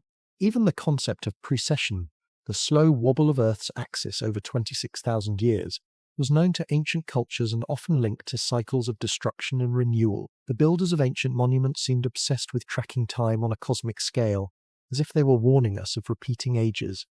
The Great Pyramids align with Orion's belt in a configuration that only matches certain points in the precessional cycle. The Mayan calendar, often misrepresented, was a tool to track cosmic cycles far larger than human lifetimes. Why would ancient builders devote so much energy to recording these cycles, unless they knew they carried consequences for humanity? The cyclical view of history is not only about physical destruction, it's also about human behavior. Many traditions describe humanity rising to knowledge and then falling into arrogance, corruption, or forgetfulness. The Hindu yugas describe a golden age of truth and harmony, gradually devolving into darker ages of greed and ignorance. The Greeks told of men growing weaker and more corrupt with each age. These stories suggest that civilization doesn't just fall because of external forces, it falls because people lose their way. Technology outpaces wisdom, power outpaces morality. When that imbalance becomes too great, collapse follows, and the cycle begins again. Doesn't that sound eerily familiar today? Consider our modern world. We live in an age of incredible achievement. We can map the human genome, land rovers on Mars, and connect billions of people instantly across the globe. But at the same time, we face environmental collapse, rising instability, and threats that seem beyond our control. If history is truly cyclical, then our civilization may be approaching its own turning point. The warnings left by the ancients may not just be about floods and fire, they may be about the dangers of arrogance, of ignoring the cycles, of believing we are the exception to the rule. But cycles also bring hope. In every tradition, after destruction comes renewal. The floodwaters recede, the fires cool, and survivors rebuild. New civilizations rise, carrying fragments of knowledge from the past. Sometimes these fragments become the foundation for the next great age. Could it be that we are not the first advanced civilization on Earth, and that others have risen before us, only to fall, leaving behind monuments and myths as whispers of their existence? If so, then we are both the heirs of their knowledge and the inheritors of their warnings. The question becomes, are we doomed to repeat the cycle blindly, or can we learn from the past? Some argue that the ancients encoded their knowledge in stone and story precisely so that we could break free. If we understand the cycles, if we recognize the patterns, we might prepare, adapt, and survive the next great turning. But that requires humility, something civilizations often lack at their peak. When societies believe they are untouchable, they ignore the warnings, and the cycle completes itself. When they listen, they endure. There's another layer to this idea of cycles: consciousness itself. Some traditions suggest that humanity's awareness rises and falls in cycles just as civilizations do. In the Golden Ages, humans were said to be more in tune with nature, the cosmos, and spiritual truths. As time passed, that awareness dimmed, replaced by materialism and conflict. Then, after collapse, awareness slowly rose again. If this is true, then perhaps our age of technology is only one side of the cycle, and a new age of awareness waits on the horizon. But will it come through gradual evolution, or through the ashes of collapse? Looking back, the evidence is overwhelming. Civilizations rise, flourish, and fall. Disasters strike with terrifying regularity. Human behavior repeats patterns of arrogance and decline. Myths across the globe preserve memories of these cycles, urging us not to forget. And yet, here we are, living as though history began with us, as though our age is immune to the forces that shaped every society before. If we ignore the cycles, we risk being swept away by them. But if we pay attention, if we recognize the warnings and hidden knowledge left behind, we might be the first civilization to break free. And perhaps that is the ultimate test. Not whether we can build skyscrapers taller or machines faster, but whether we can break the cycle of destruction and rebirth that has haunted humanity for millennia. The ancients may have given us the keys, their myths, their monuments, their warnings. The question is whether we're wise enough to use them or whether we'll add our ruins to the long list of civilizations that thought they were the exception, only to learn the cycle spares no one. When civilizations collapse, they rarely vanish without a trace. What remains is not just ruins of stone, but fragments of knowledge, traditions and warnings preserved by the survivors. And if we take a closer look at myths, oral histories and even sacred rituals, we begin to see a consistent pattern. Whispers of people who endured catastrophe and dedicated their lives to ensuring that the memory of what happened, and what could happen again, would not be lost. These survivors' legacies are scattered across cultures, appearing in stories of sages, wanderers and culture bringers who emerge after disasters to guide humanity back towards stability. The deeper you dive into these accounts, the more it feels like a global tradition, as if after each great destruction, a few keepers of knowledge traveled the world to reignite the flame of civilization. Consider the Sumerian story of Oannes, the mysterious figure who rose from the sea to teach humanity agriculture, law, and literacy. Described as half man, half fish, he appears almost alien, but perhaps that imagery was symbolic. Could it be that Oannes represented survivors of a seafaring people who carried with them the remnants of lost knowledge, emerging in Mesopotamia to rebuild after cataclysm? The Egyptians tell a similar tale of the god Thoth, bringer of wisdom, who taught writing, mathematics, and astronomy. In Mesoamerica, the figure of Quetzalcoatl appears after chaos, bringing knowledge of agriculture, calendars, and social order. The parallels are too strong to ignore. These culture bringers could all be echoes of the same phenomenon. Survivors of earlier civilizations remembered as gods because of the knowledge they carried with them. One of the most fascinating aspects of this theme is how often survivors are depicted as wanderers. In Greece, Prometheus brings fire to mankind, symbol of knowledge and technology. In Hindu texts, Manu survives a great flood and restarts civilization with guidance from the gods. Among the Hopi, there are stories of clans being led by elders to safe places after world-ending catastrophes. In Polynesian traditions, wayfinders carried ancestral knowledge across the oceans, preserving fragments of myth and astronomy that may date back thousands of years. All of these stories suggest that survivors were not static. They traveled, spreading their legacy to ensure humanity endured. And then there are the monuments, stone libraries left by survivors to encode what they could not pass orally. Göbekli Tepe, buried deliberately in Turkey, is one such site. Built at the very dawn of agriculture, it suddenly appears with advanced architecture and symbolic carvings, as though knowledge was transplanted rather than slowly developed. The Great Pyramids of Egypt, aligned with stars and built with precision beyond the capabilities of later dynasties, may be another remnant of survivor knowledge encoded in stone. The Mayan pyramids, the Nazca lines, and the astronomical alignments of sites like Angkor Wat all serve as messages to the future, as though survivors knew oral stories would be distorted, but stone would endure. Even rituals and religions may be part of this legacy. Flood stories, fire myths, and apocalyptic prophecies are retold generation after generation, ensuring they survive even when languages die. Some scholars suggest that ancient chants, dances, and ceremonies preserved astronomical knowledge in disguised form. For example, Native American star lore and Australian Aboriginal songlines encode detailed maps of the sky and land, passed on for thousands of years without written records. The survivors may have embedded knowledge in culture, trusting that even if its meaning was forgotten, the form would survive until someone rediscovered it. But perhaps the most chilling part of the survivors' legacy is the implication that they expected the cycle to repeat. If survivors of one catastrophe went to such great lengths to preserve knowledge, then they must have believed future generations would need it. That suggests they knew destruction was not a one-time event, but part of an ongoing pattern. And so they built, they traveled, they taught, not to glorify themselves, but to prepare us.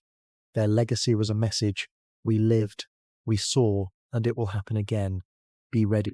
The survivor's legacy also raises uncomfortable questions about what might have been lost. If fragments of astronomy, geometry, and medicine survived, what knowledge perished entirely? Could advanced technologies, philosophies, or sciences have existed only to be wiped away by flood or fire? The myths of flying machines in India, of fire weapons in Greece, or of lost continents like Atlantis may not be pure fantasy, but distorted memories of what survivors once tried to describe. If so, then we are inheriting only scraps of a much greater legacy, like children trying to piece together a shattered library with only a handful of books intact. Modern archaeology has occasionally uncovered artifacts that seem out of place, sometimes dismissed as anomalies. The Antikythera mechanism, discovered in Greece, shows an understanding of gears and astronomy far ahead of its time. The Piri Reis map, drawn in the 16th century, appears to show coastlines of Antarctica as they would have been before they were covered in ice. Such mysteries may be the fingerprints of survivors, fragments of knowledge carried across generations until they resurfaced in unexpected ways. And while mainstream scholars often downplay these anomalies, they continue to haunt our understanding of the past. It's also possible that some survivors deliberately hid knowledge, believing humanity was not ready. Secretive traditions like the Egyptian mystery schools, the Mayan priesthood, and later esoteric societies may have been custodians of these legacies, preserving them for a future age. In this sense, survivors were not only transmitters but guardians, choosing carefully what to pass on and what to conceal.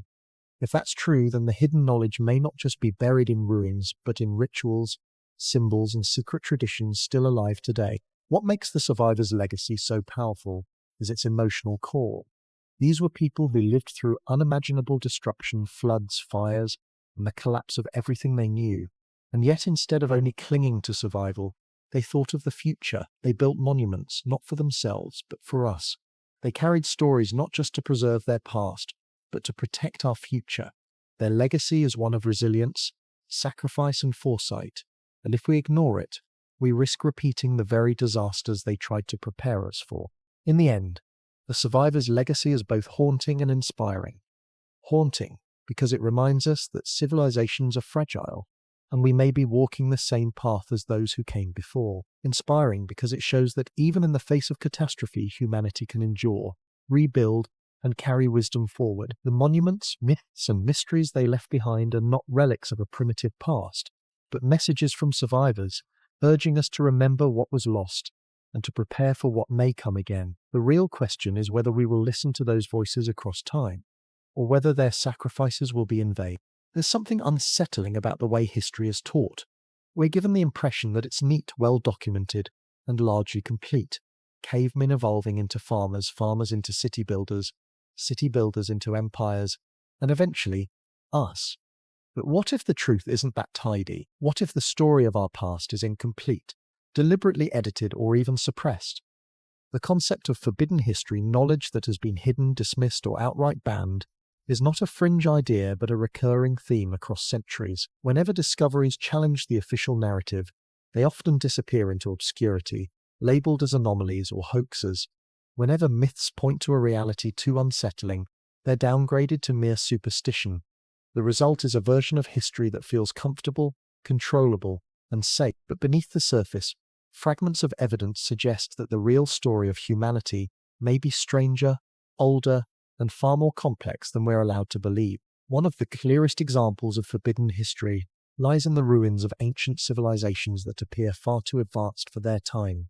Göbekli Tepe in Turkey is a perfect case. Dating back to nearly 12,000 years ago, it predates the invention of agriculture by millennia, yet it displays sophisticated architecture, complex carvings, and astronomical lines.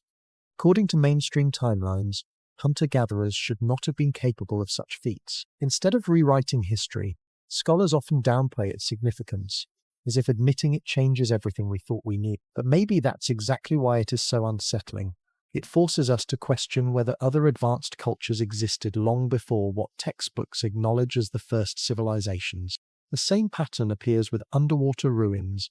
Off the coast of Japan lies Yonaguni, a massive submerged structure that looks unmistakably like man-made terraces, stairways, and platforms. In India, near Dwarka, divers discovered submerged cities that align eerily with ancient myths of drowned kingdoms.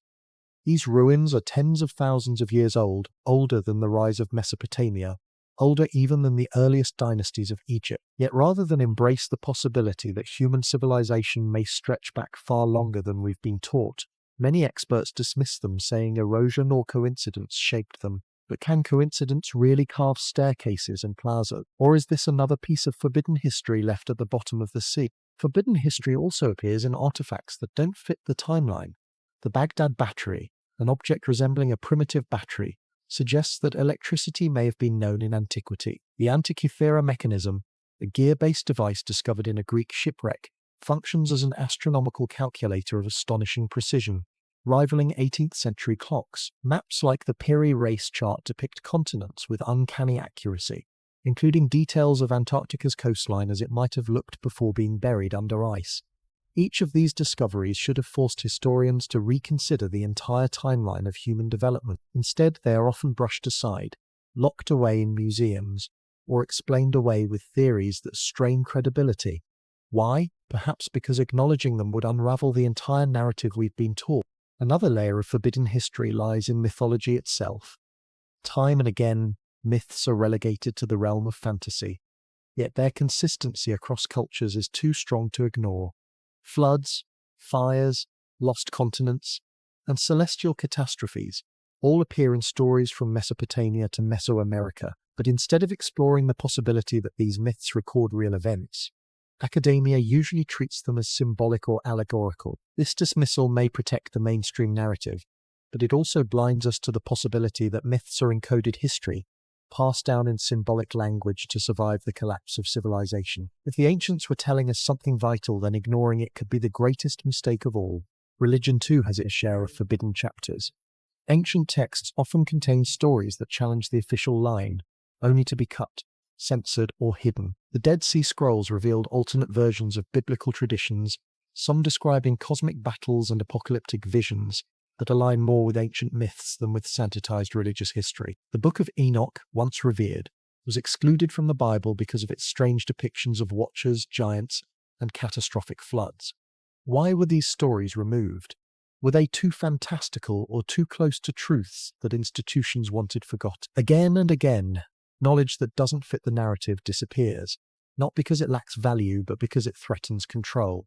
Even science itself has gatekeepers of history. Whenever researchers find evidence of human presence far earlier than expected, such as anomalous footprints, ancient tools embedded in rock, or genetic data hinting at unknown ancestors, these discoveries are either dismissed or explained away in ways that preserve the current timeline. The idea that humans might have had advanced civilizations before the official dawn of history is rarely entertained, not because the evidence doesn't exist, but because it would require a radical rewriting of everything we believe about human progress. The phrase out-of-place artifacts isn't just descriptive, it's symbolic. These objects don't fit because our model of history is incomplete, not because the artifacts are false. But perhaps the most forbidden part of history isn't hidden in ruins or myths at all. It's hidden in plain sight in the patterns we refuse to recognize. Civilizations rise and fall, disasters strike, and survivors leave warnings. Yet we continue to tell ourselves that we are the pinnacle, the first, the only. To admit otherwise would mean acknowledging that we are vulnerable, that cycles of destruction could strike us too. Forbidden history protects us from fear, but also from truth. By sanitizing the past, we leave ourselves blind to its lessons. So who benefits from keeping history forbidden? Some argue it's academic inertia, the reluctance of scholars to abandon careers built on established narratives. Others suspect more deliberate motives, that institutions, governments, or powerful groups prefer a controlled version of history because knowledge is power. If humanity knew for certain that advanced civilizations rose and fell before us, that catastrophic cycles return, that survivors tried to leave us clues, then the foundations of religion, science, and politics would be shaken. The forbidden past is not just about old ruins, it's about control of the present. But despite suppression, the truth has a way of seeping through.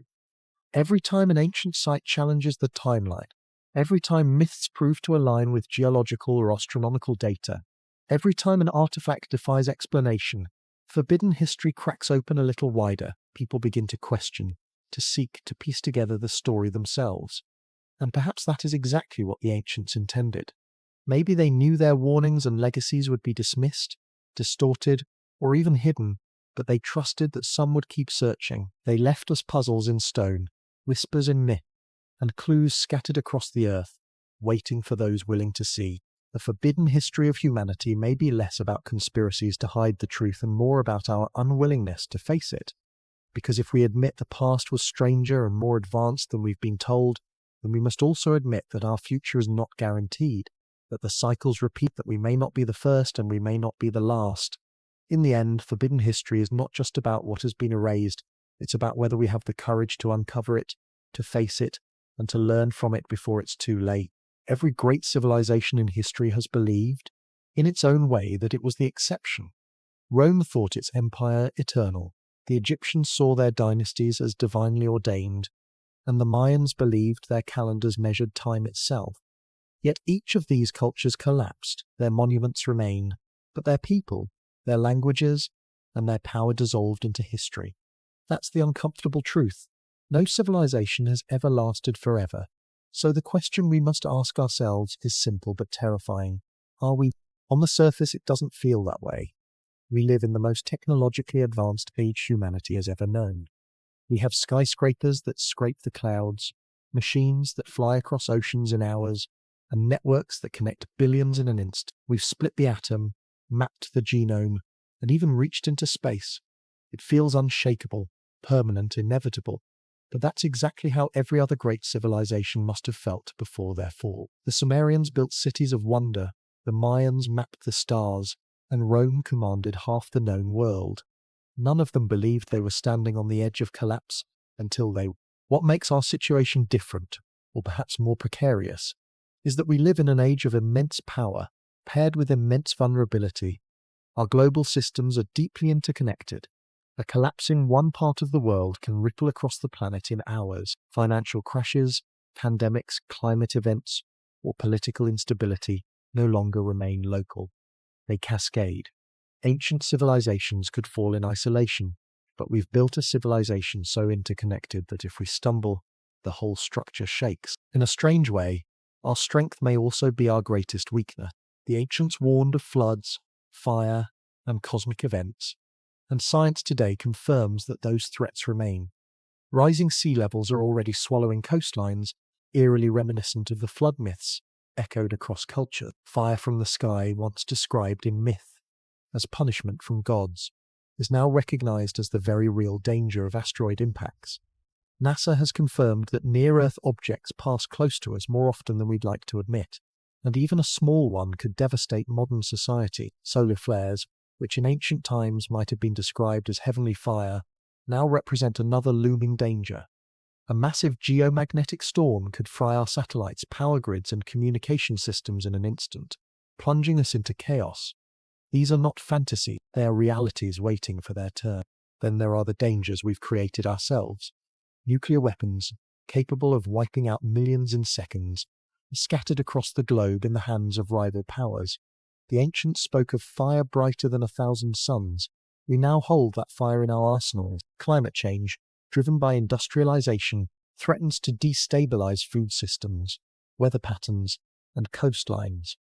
Our technology, while powerful, is fragile, built on supply chains, rare minerals, and energy sources that could vanish with conflict or disaster. In many ways, we've created the exact scenario the ancients warned against: great power, unmatched arrogance, and the illusion of permanence. But the real danger might not be external. It might be us. Civilizations collapse not only from floods and fire, but from within. Corruption, inequality, arrogance, and decay have brought down empires as surely as any natural disaster. When societies stop listening to their own warnings, when leaders prioritize short-term power over long-term survival, when people forget that they are stewards rather than owners of their world, collapse becomes inevitable. The ancients didn't just warn of catastrophe, they warned of hubris. And hubris, it seems, is something we specialize in. Look around. Our world is filled with warnings that echo those of the past. We see rising seas, burning forests, and cities choked with pollution. We witness wars fought not for survival but for resources and power. We push technology forward at breakneck speed without pausing to consider its consequences. Artificial intelligence, genetic engineering, and other frontiers promise incredible possibilities, but they also carry risks we barely understand. If past civilizations fell because they overreached, what does that mean for us, who are reaching further and faster than ever before? And yet, there's something different about our time. Unlike the civilizations that came before, we have access to the survivors' legacy. We can read their myths, study their ruins, and learn from their mistakes. We know that floods, Fire and cycles of collapse have happened before. We know that civilizations rose and fell, and we know they left us warnings. The question is, will we listen, or are we too convinced of our own exceptionality? Too arrogant to believe the cycle could include us? It's worth asking what collapse would even look like in our age. It might not mean the end of humanity, just as Rome's fall didn't mean the end of mankind, but it could mean the end of the world as we know it, the collapse of global systems, the fragmentation of nations, the loss of technology and knowledge we take for granted. Imagine cities going dark without electricity, supply chains breaking, and communication systems vanishing. Imagine a world where survival depends not on digital screens, but on the same ancient skills our ancestors once relied upon. To us, that would feel like the end of civilization. To the cycle of history, it would simply be another turn of the wheel. But maybe that's the key. Collapse is not the end. It's the transition. The survivor's legacy shows us that even after catastrophe, people endure, they rebuild, they adapt, and they pass on knowledge. The real question is not whether collapse will come. It always comes, but whether we can navigate it better than those before us. Whether we can use the knowledge left by the ancients, the warnings encoded in stone and story to soften the blow. Whether we can prepare, adapt, and perhaps even break free from the cycle. Are we next? The evidence suggests we might be. The signs are everywhere, environmental, social, and cosmic. But being next does not mean being doomed. It means being tested. Civilizations before us failed because they ignored the patterns, dismissed the warnings, and clung to arrogance. We have the chance to be different, to recognize the cycles, to listen to the past, to prepare for the future. Whether we succeed or not will determine if we too become just another myth for those who come after. And that is perhaps the most sobering thought of all. One day, far in the future, archaeologists might stumble across the ruins of our skyscrapers, our highways, our satellites. They might wonder how we lived, what knowledge we possessed, and why we vanished. Our stories might survive as distorted myths, just as Atlantis, Lemuria, and other lost worlds echo faintly in our own myths today. To them we will be the mysterious ancestors who once ruled the earth, only to fall. The cycle will continue, unless we find a way to break it. So, are we next? The answer depends on what we do now. We stand at the edge of history, carrying both the arrogance of the present and the wisdom of the past.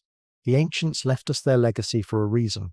They knew collapse was inevitable, but survival was always possible. Whether we choose to ignore or embrace that legacy will decide if we become another forgotten civilization, or the first to finally learn from the cycle and transcend it. History is not a straight line, it's a circle. That's the haunting lesson, whispered by the ruins of vanished civilizations and the myths carried across generations, from Sumer to Egypt, from the Mayans to the lost city of Atlantis. Every culture leaves behind the same echo, a warning that greatness is fragile, that knowledge can vanish, and that survival is never guaranteed. We look at their stories as legends, dismissing them as superstition, but what if they were simply the only way ancient people knew how to preserve their truth? What if their myths were survival manuals, encoded in symbolism, meant for us? Throughout this journey, one pattern has emerged again and again. Civilizations rise, reach a dazzling peak, and then collapse. Sometimes it's floods, sometimes fire, sometimes famine, war, or the sky itself turning against them. The cause shifts, but the outcome never does. Their empires fall, their monuments crumble, and their knowledge becomes rumor. Yet something always survives. The survivors, scarred by catastrophe, carry fragments of memory forward, passing them to the next age, hoping someone will listen. That is their gift, and their curse. The unsettling truth is that we are not immune. In fact, our modern civilization might be even more vulnerable than those before us. The ancients built stone that could withstand millennia. We build networks that can vanish with a flicker of electricity. Our systems are fast, global, and fragile, the very things that make us advanced. Our dependence on technology, energy, and interconnected economies are the same things that could unravel in a single shock. What would happen if the grid went down? If the seas rose faster than we could adapt? If fire fell from the sky tomorrow? It's not a fantasy. It's a possibility, one written into the very fabric of history. And yet, the conclusion doesn't have to be despair. It can be resolved.